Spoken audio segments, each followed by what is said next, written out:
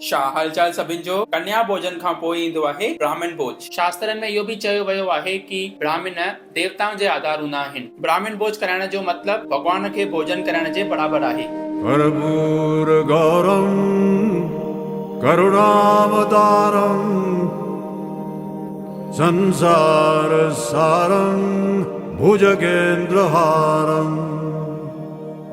सदा वसन्तं हृदयारविन्दे भवं भवानी सहितं नमामि।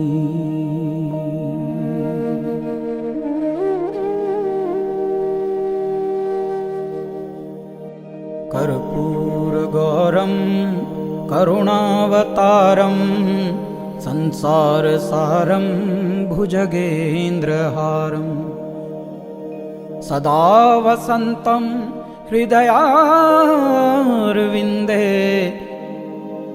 भवं भवानी सहितं नमामि।